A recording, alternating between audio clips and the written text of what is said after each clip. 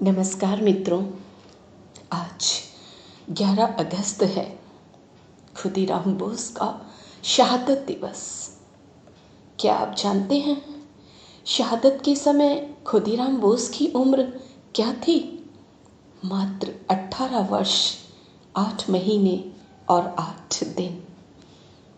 आज सुनिए अमर बलिदानी खुदीराम बोस की कहानी, मातृभूमि की ज़बानी।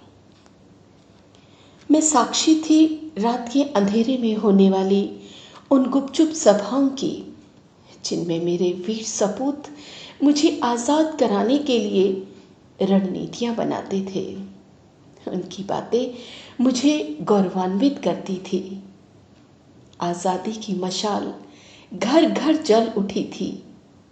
साथ ही अंग्रेज़ों का अत्याचार और उनकी क्रूरता भी बढ़ रही थी।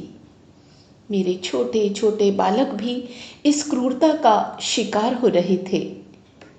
ज़रा भी दया नहीं आती थी उन्हें इन पर चाबुक चलाने में, इन्हें सज़ा देने में। खुदीराम की अभी तरुणाई भी समाप्त नहीं हो पाई थी। उसे भी आज ही के दिन फांसी पर चढ़ा दिया गया। खुदीराम बोस का जन्म 3 दिसंबर 1889 को बंगाल के मिदनापुर जिले के बहुबेनी नामक गांव में हुआ था। पिता नादजोल के राजा के यहाँ तहसीलदार थे और माता बहुत धार्मिक थी। खुदीराम बोस अपने माता पिता के इकलौते पुत्र थे, अतः उनका पालन पोषण बड़े ही लाड़ प्यार से हुआ था। उनका रंग सांवला लेकिन चेहरा सलोना था। जो भी देखता उन्हें प्यार करने लगता। बालक खुदीराम धीरे धीरे बड़े होने लगे। पिता त्रैलोक्यनाथ अपने इकलौते बेटे को ब्रिटिश हुकूमत में ऊंचे पद पर देखना चाहते थे। वे उनकी अच्छी शिक्षा और सुनहरे भविष्य के बारे में सोचा करते थे। उसी दौरान उनकी पत्नी लक्ष्मी प्रिया देवी को गंभीर बीमारी हो गई और उन्हें बचाया नहीं जा सका। त्रैलोक्यनाथ जी ने बच्चों के पालन पोषण को ध्यान में रखकर दूसरा विवाह कर लिया, लेकिन सौतेली मां के साथ खुदीराम स्वयं को जोड़ नहीं पा रहे थे। त्रैलोक्यनाथ जी ने देखा कि बालक खुदीराम अंतर्मुखी और विद्रोही प्रकृति का होता जा रहा है। यह सब देखकर उन्हें चिंता होने लगी और धीरे धीरे उनका भी स्वास्थ्य बिगड़ने लगा। वे भी अधिक दिनों तक जीवित नहीं रह सके। खुदीराम के लिए मां के बाद पिता की मृत्यु दोहरा आघात थी। अपनी बड़ी बहन अपरूपा की गोद में वह घंटों सिर छिपाकर रोया करते थे। घुंघराले बालों वाले और घुटनों में लोहे के कड़े पहने दुबले पतले खुदीराम का चेहरा चमकता हुआ और आवाज रोबीली थी। उन्होंने कभी किसी से डरना नहीं सीखा था। थोड़ा बड़ा होने के बाद उन्होंने व्यर्थ के रीति रिवाजों का विरोध करना शुरू कर दिया था। अपने आसपास कुछ भी गलत होते देखकर वे भड़क उठते थे। एक बार खुदीराम अपने भांजे ललित के साथ बाजार गए थे। उन्होंने मिठाई की दुकान पर एक अंग्रेज को मिठाइयाँ लेते हुए देखा। मिठाइयाँ लेकर अंग्रेज बिना पैसे दिए जाने लगा। जब दुकानदार ने पैसों के लिए कहा तो अंग्रेज ने उसकी पिटाई कर दी। यह देखकर बालक खुदीराम को उस अंग्रेज पर बहुत गुस्सा आया, लेकिन वह दांत पीस कर रह गए। घर पहुंचकर उन्होंने इस घटना का जिक्र अपनी दीदी अपरूपा से किया। उस समय अपरूपा ने ही उन्हें बताया था कि हम अंग्रेजों के गुलाम हैं और गुलामों को यह अधिकार नहीं होता कि वे मालिकों के साथ सीना जोरी करें। प्रारंभ में खुदीराम का मन पढ़ाई में नहीं लग रहा था। वे अपना अधिकांश समय बच्चों के साथ खेलने और इधर उधर की बातें सोचने में लगाते। पढ़ाई में कमजोर होने के कारण एक दिन गणित के अध्यापक ने उन्हें बुरी तरह डांट कर कहा, सुधरने के लिए मैं तुम्हें एक मौका दे रहा हूं, अब तुम मन लगाकर नहीं पढ़ोगे तो तुम्हें स्कूल से निकाल दिया जाएगा।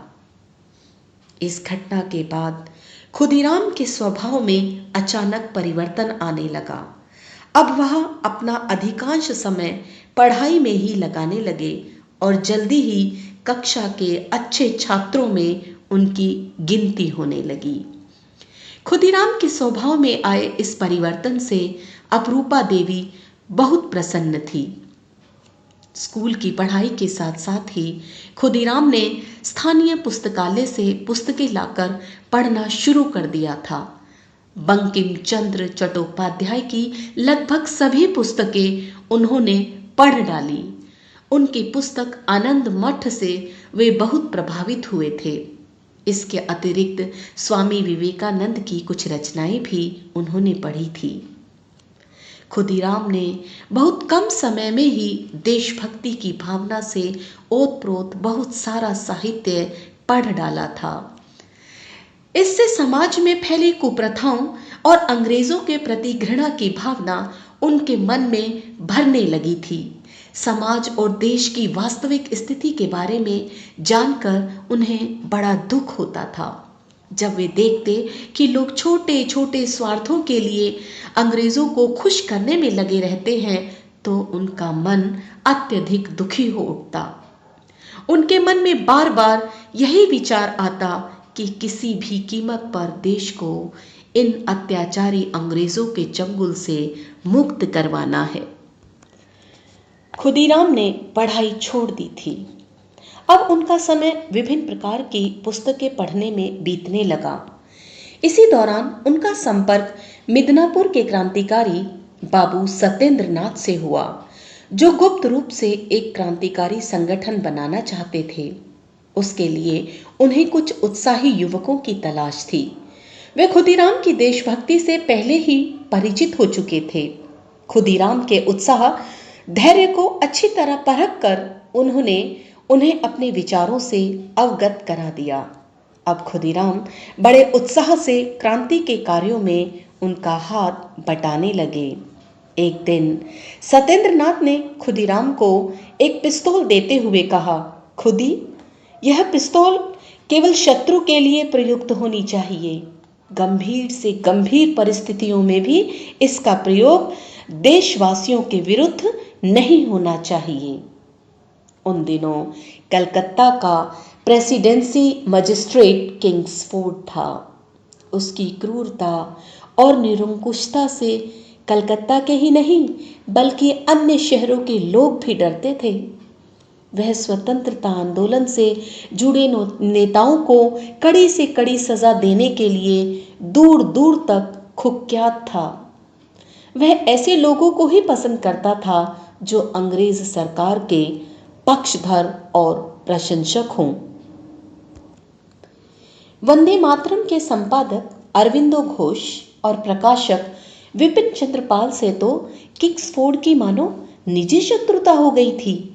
वंदे मातरम अखबार में आए दिन सरकार के खिलाफ समाचार छपने से अंग्रेज सरकार के लिए अरविंदो घोष खतरनाक सिद्ध हो रहे थे, क्योंकि उनसे जनता में सरकार के विरुद्ध विद्रोह भड़काने की संभावना लगातार बढ़ती जा रही थी। उनकी गतिविधियों में रुकावट पैदा करने के लिए अंग्रेज अधिकारियों ने एक सोची समझी योजना के तहत अरविंदो और विपिन चंद्र पाल को गिरफ्तार कर लिया। उन पर मुकदमा चला। इस मुकदमे का जज किंग्सफोर्ड था। एक दिन जब अदालत की कार्यवाही चल रही थी और बाहर काफी संख्या में आंदोलनकारी शांत खड़े थे, तभी एक अंग्रेज सिपाही ने अकारण ही एक आंदोलनकारी पर डंडे बरसाने शुरू कर दिए। उसने कई डंडे उसकी पीठ पर मारे। वह चीख उठा, उसकी पीठ छिल गई और खून निकलने लगा। आंदोलनकारियों में एक 15 वर्षीय युवक सुशील सेन भी था। जब उसने अंग्रेज सिपाही की इस बर्बरता का विरोध किया तो एक अंग्रेज सिपाही ने उसे डांट दिया। इस पर सुशील सेन को उस अंग्रेज सिपाही पर बहुत गुस्सा आया। उसने सिपाही की नाक पर जोर का घूंसा मारा और उसके बाद उसे तब तक पीटता रहा जब तक कि वह सिपाही दर्द से करहाने नहीं लगा। सुशील सेन को गिरफ्तार कर लिया गया। न्यायाधीश किंग्सफोर्ड ने उसे 15 कोड़ों की सजा सुनाई। इसके बाद एक सिपाही सुशील सेन को पकड़कर बाहर ले गया और उसके कपड़े उतरवाकर गिन गिन कर कोड़े लगाने लगा। उसके प्रत्येक कोड़े पर सुशील सेन के मुंह से बस एक ही शब्द निकलता था, वंदे मातरम, वंदे मातरम। यह खबर बंगाल के सभी समाचार पत्रों में प्रमुखता से छापी गई। क्रांतिकारियों ने जब इस खबर को पढ़ा तो उनका खून खौल उठा। वे अत्याचारी किंग्सफोर्ड की हत्या कर इस कुकृत्य का बदला लेने की योजना बनाने लगे। इस योजना की सूचना अंग्रेज सरकार को भी मिल चुकी थी। सरकार ने किंग्सफोर्ड की रक्षा के लिए उसका तबादला मुजफ्फरपुर कर दिया। क्रांतिकारियों को भी किंग्सफोर्ड के तबादले की सूचना मिल गई थी। उन्होंने उसे मुजफ्फरपुर में ही मारने की योजना बनाई। इस कार्य के लिए खुदीराम बोस और प्रफुल्ल कुमार चाकी को चुना गया। दोनों ने निश्चय किया कि किंग्सफोर्ड को रात में क्लब से लौटते समय बम से उड़ा दिया जाएगा। 30 अप्रैल 1908 को शाम के समय खुदीराम बोस और प्रफुल्ल चाकी बम लेकर क्लब पहुंच गए। वे क्लब के आसपास ही एक पेड़ की आड़ में छिपकर बैठ गए और किंग्सफोर्ड के आने की प्रतीक्षा करने लगे। जैसे ही किंग्सफोर्ड की घोड़ा गाड़ी निकट पहुंची, तभी खुदीराम बोस ने उस पर बम फेंक दिया। जोर का धमाका हुआ और 2 चीखें उभरकर हवा में विलीन हो गई। उसके बाद खुदीराम बोस और प्रफुल्ल कुमार चाकी भागने लगे। भागते समय जल्दबाजी में खुदीराम के जूते पैरों से निकलकर वहीं छूट गए। कुछ दूर तक साथ साथ चलने के बाद दोनों अलग होकर भागने लगे। खुदीराम बोस रेल की पटरी के साथ साथ स्टेशन की ओर लगातार चले जा रहे थे। काफी लंबा सफर तय करने के बाद वे सुबह के समय बेनी नामक स्टेशन पर पहुंचे। उन्हें जोर की प्यास लगी थी। पानी पीने के लिए वे एक दुकान के पास खड़े थे। तभी वहां खड़े कुछ लोगों के मुंह से उन्होंने रात के बम कांड की बात सुनी। एक व्यक्ति कह रहा था कि किंग्सफोर्ड तो बच गया, उसकी जगह पर कैनेडी की पत्नी और उसकी बेटी मारी गई। यह सुनकर खुदीराम चौंक पड़े। उनके मुंह से निकला, क्या किंग्सफोर्ड नहीं मरा?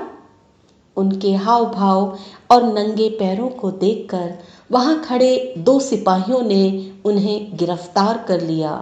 दरअसल उन्हें शक हो गया था कि खुदीराम उस कांड में शामिल हो सकते हैं। बाद में पूछताछ के दौरान खुदीराम ने पूरी बात स्वीकार की। खुदीराम को जेल भेज दिया गया। उन पर मुकदमा चलाया गया और अंत में उन्हें फांसी की सजा सुना दी गई। 11 अगस्त 1908 को प्रातः 6 बजे खुदीराम बोस को फांसी के तख्ते के पास ले जाया गया। बड़े जोर से वंदे मातरम बोलकर वे तख्ते पर चढ़ गए और उसके बाद अपने ही हाथों से फांसी का फंदा अपने गले में डाल लिया। जल्लाद ने डोरी खींची और खुदीराम बोस अपनी मातृभूमि के लिए शहीद हो गए। भारत माता के ऐसे सच्चे वीर सपूत को शत शत नमन। धन्यवाद।